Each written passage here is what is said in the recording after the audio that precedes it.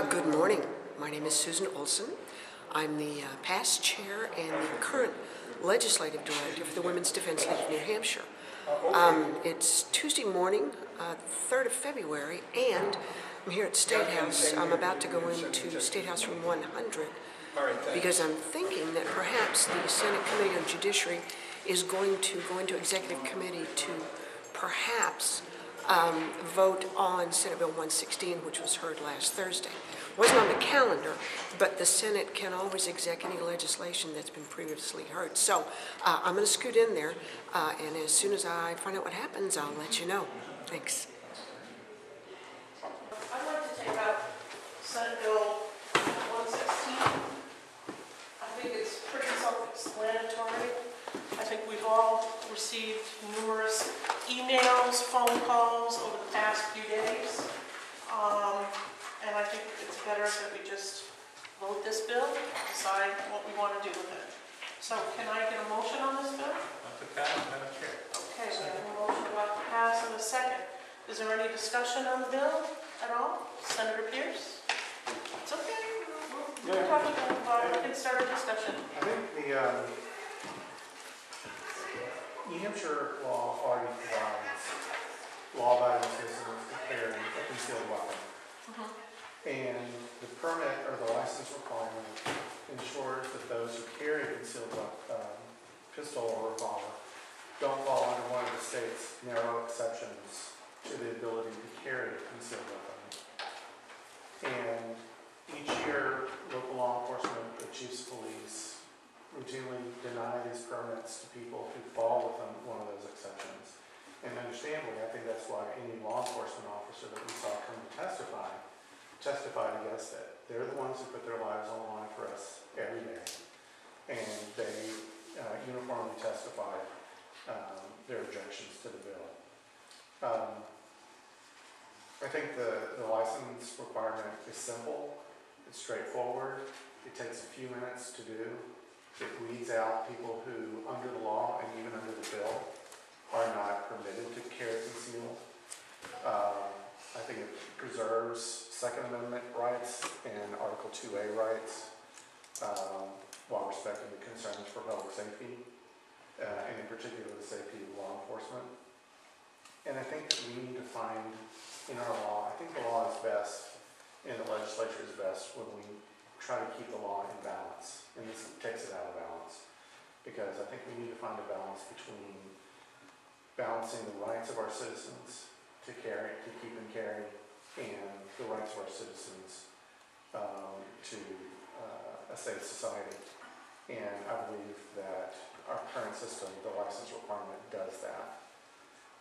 Now, there were a number of people who testified who wanted to get into, and understandably, I understand the passion on both sides of this issue, and who wanted to get into, the theory of the constitutional rights. And there was one gentleman in particular, and I didn't get his name, but he was standing on the left side of the audience. And he went into Article 2A of the New Hampshire Constitution, which says that all persons have the right to keep and bear arms in defense of themselves, their families, their property, and the state. And he didn't say it, but he was going to say, what he was advocating for was a very strict reading of that. And he's saying, because all persons means all persons.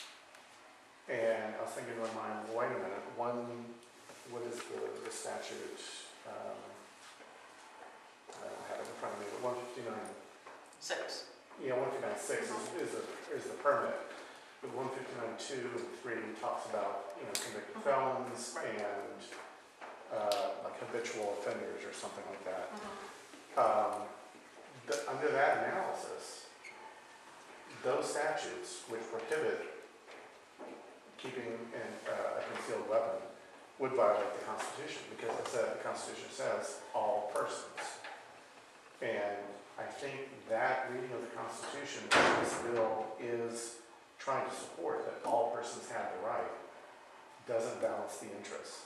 And I don't think it is unconstitutional to have reasonable regulation. And in fact, it was Justice Scalia in the Heller opinion that the U.S. Supreme Court issued a few years ago, which recognized the individual right to keep a firearm. Justice Scalia, who was hardly a champion of state regulation, said that reasonable regulations are still constitutional, that notwithstanding their holding that there's an individual right, reasonable regulations can still be had and still be constitutional. And he also advocated for a balancing test of the right to keep and bear arms and the right and the interest in public safety. I think this bill doesn't keep that balance. There are a number of things that there are a number of items that repealing the license to carry and concealed firearm that we could have a long discussion about. I mean, I'll just take one for example. RSA 215C35 relative to loaded firearms on a snowmobile. It says no person shall carry on a snowmobile or a trailer towed by saying any firearms unless said firearm is unloaded. Then it goes on to say this section shall not apply to law enforcement officers carrying firearms in the course of duty or to pistols carried under permit issued pursuant to the authority of RSA 159. If we get rid of the permit or the requirement for a license under 159, then is the person who is otherwise permitted to carry under this bill therefore prohibited under RSA 215C35 from carrying it on a snowmobile? Now that's an example of the laws that interact with 159, and I have a number of them here that I did the research on. I think also when you look at the language of the bill, in the beginning it says that you can have this optional license unless the applicant is prohibited by New Hampshire statute from both owning and possessing a firearm. The president of the Chiefs of Police talked about how there are no statutes that talk to owning and possessing. I asked about the fact that there are several federal statutes, federal laws that prohibit owning and possessing. This would ostensibly require local law enforcement to issue concealed optional permit to those who violate federal law but not state law, because of the way it's worded. And then we go to the second page to Roman 3. It doesn't talk about New Hampshire law. It says if that individual is not otherwise prohibited by statute from possessing a firearm in the state of New Hampshire. So in the top it talks about New Hampshire statute, and the bottom it talks about statute. So ostensibly that would allow federal law to come in, but we don't know. Another thing is that something that actually Ms. Olson, who's in the audience today, brought up about the DSSP 85. The DSSP 85 retains the suitability standard, but this bill gets rid of it.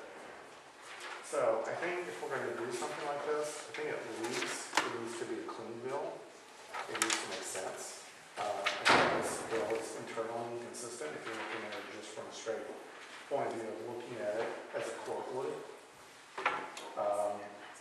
But I think the overarching idea here is that it does not keep the law balanced, and it supports a reading of the Constitution that is not supported in the law. Okay, are there any other questions, concerns, or comments? Seeing none, we have a motion about to pass. I'll make that motion, Madam Chair. We already did, Senator Cataldo. We're good. All right, so all in favor say aye. Aye. Against? No. Okay, and I will take this one to the Boy, that was quick. Just came out of State House 100.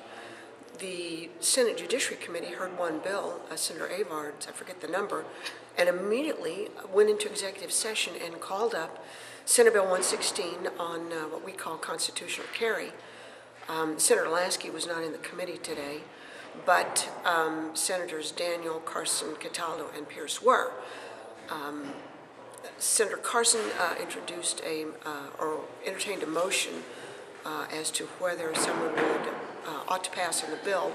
Senator Pierce made a few remarks about his concerns on potential overlaps with some of the fish and game statutes, which we can help clarify for him, and some other issues. He brought up the chief from Tufton Borough, his concerns about, well, bad people will get licenses, but the short version is Senate Bill 116 passed Senate Judiciary on a ought to pass intact by a vote of 3-1 with Senator David Pierce opposing. So, Susan Olson with the Women's Defense League here.